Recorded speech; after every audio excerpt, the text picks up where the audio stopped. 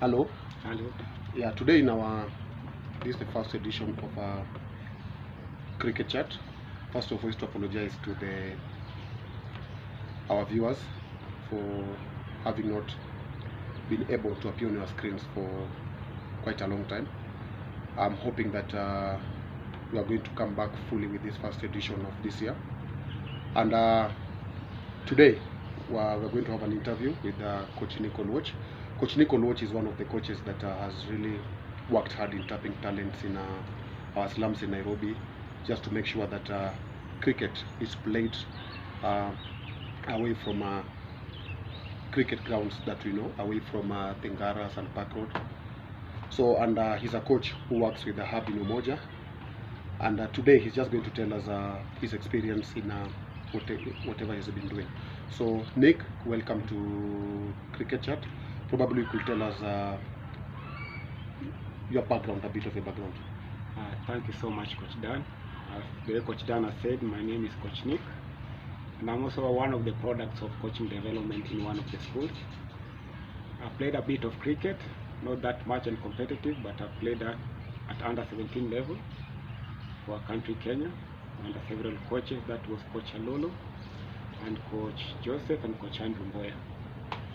After that, I got a bit of a stint to join the national team through a calling up letter from Mike Hesson, who is the current head coach for RCB, and I thought that was a privilege. But ever since, cricket has not been that up to par for me, so I decided to step down a bit and do a bit of more coaching in schools to tap more new talent on the ground. For those that don't know, Nick, you come from a cricket background. Your brother Maurice Ouma captained the national team. You were born in a cricket background, and here you are getting into a number of schools within Nairobi and mostly in Umoja to tap talent. How has it been? What is the difference between somebody that came from a cricket background in Park Road and somebody that has no cricket background? Are there any challenges that you encounter? Yeah, there's a great challenge because it's a new sport that you're trying to introduce to people who are so more familiar with football at the ground. So introducing cricket, they found it strange when we started.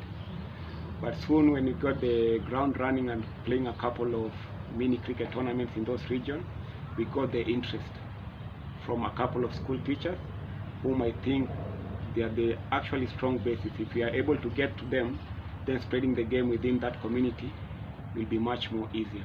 So I got through the teachers, and the teachers helped me to get into more schools. And because I'm one coach, I cannot go to all the schools all together. So we opted also to start something else different on a Saturday and Sunday. So our school coaching normally ran from Monday to Friday. So we decided, so that we can reach more schools all together, we decided to start a program for Saturday and Sunday to tap other schools which I as an individual could not actually access because of the limited manpower that was at my disposal at that particular time. Yeah. So you say that you work with Sunday and Saturday and Sunday. Yeah. When do you rest? Because I normally see you from Monday to Friday in those schools. Then the day that we expect you to have to rest again is either Saturday or Sunday, but you're still working. How is your week? How do you plan your week? Actually, I can say my week doesn't have a rest day in between because it actually runs from Monday to Sunday, so there is no rest in between. Why is this so? Because we have a specific number of schools that we coach from Monday to Friday. So there's no other schools, like I've said, we cannot get to those schools all under 1 week. So we found it suitable to find one central venue where all these kids can come and play cricket over the weekend. So that's why we decided to talk to the head teacher and the school teacher at Unity Primary School to allow us to access the school, just like what football does within the community. To access the school and invite other children who will be interested to play over the weekend. And we find this one really worked on our favor because most of the talented kids who we think actually can play cricket in future used to come for Saturday and Sunday training program. And because we cannot omit the Monday to Friday one, because it's actually equally important, because we also get talent from those schools. So we encourage them all together to come over the weekend to do more advanced training. Because during P lessons we normally get minimal time, 35 minutes to do cricket. But Saturday and Sunday we actually get more, close to 4 to 5 hours. to do a proper session, so we can advance it at another level. So from what you explain, it's obvious you don't have time of your own. You've already dedicated everything to cricket. Yes. Does cricket in the country at the moment pay? Yeah, at the moment I can't say it is paying. I can say all that I'm doing now is actually dedication and passion, because I have seen what cricket and sports in general can do to a life of an individual. Yeah, not actually all players can go and play at the top level the way you want them as a coach, but it brings kind of a sense and discipline in an individual. As they grow, they become more better people. So that was my approach when I'm coaching these kids at that particular level.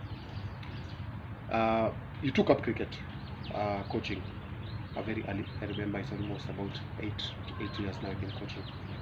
At the time you started cricket, you were on the peak of your cricket. You were playing for Soribapa, if I remained. You also played for Congonis. Then we were not able to hear of Nick again. The only time we heard of Nick on watch was now he was coaching.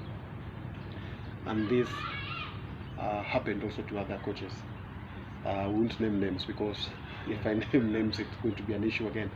I do think that we have our cricket is dominated by coaches who are still supposed to be playing are doing development. They are doing coaching. Yeah. Why that? Actually, like I say, okay, as a player back then, we lack motivation as players. We were in an elite program, which was very key and essential, and it was giving us morale and giving us an idea on what we are supposed to train for. And I remember during those days, Joseph Angara was actually heading that program, who is currently the head coach for Botswana.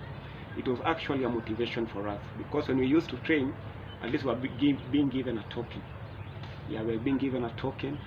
After training, you go home with 1,000 bob, 800 bob, which I think it was very good.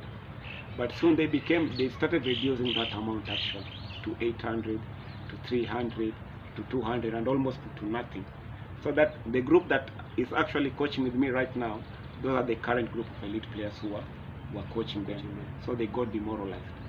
So once the fee was reduced from 1,000 to 300, they say, why am I playing them?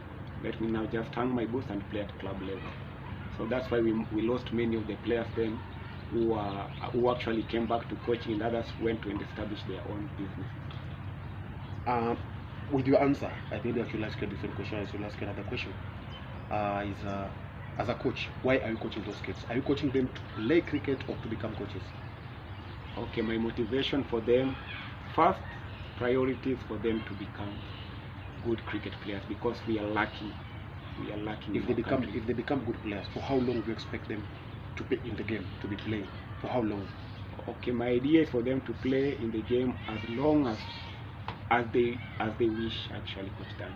And if now, okay, and if it reaches a point, maybe they have played the game after 4 years, because I remember their coaches, there are people now referred as coaches who only played 2 to 3 years after they completed their secondary school, which was maybe after when they were only 21 or 22 years.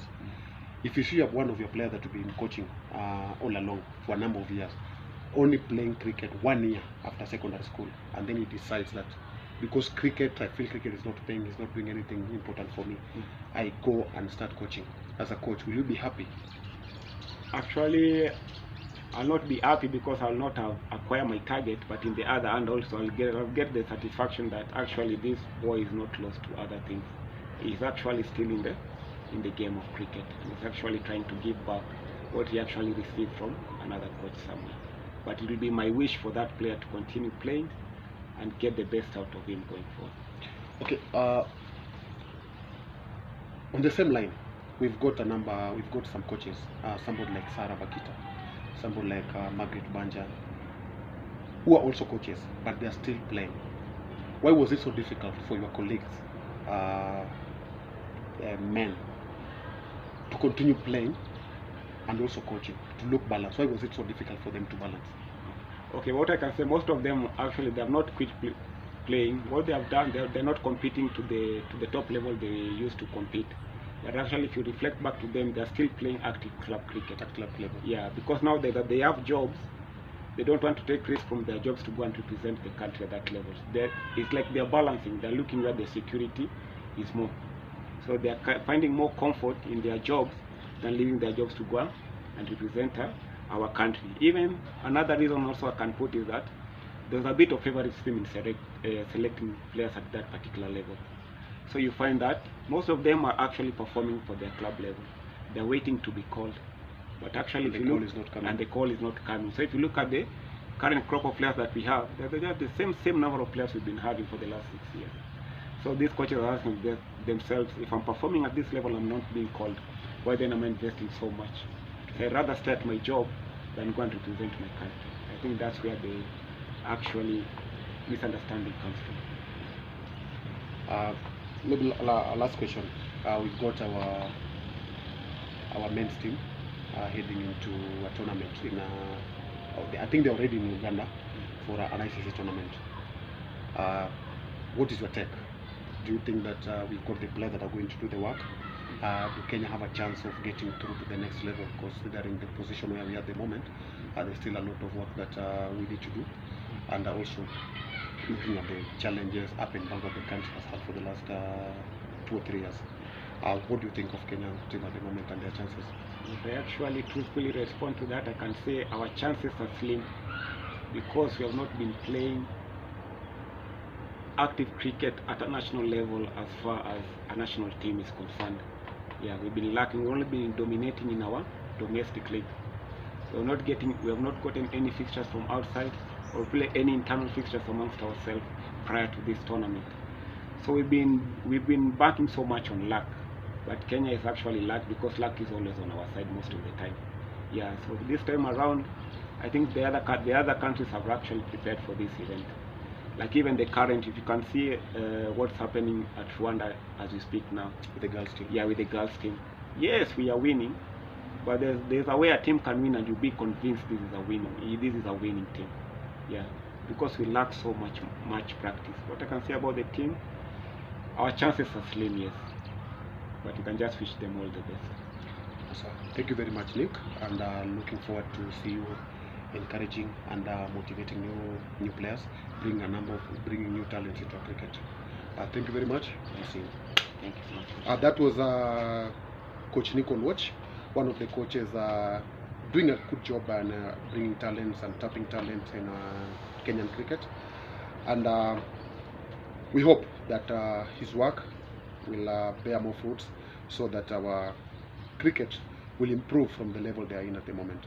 Otherwise, until next time, thank you very much and enjoy watching Cricket Chat.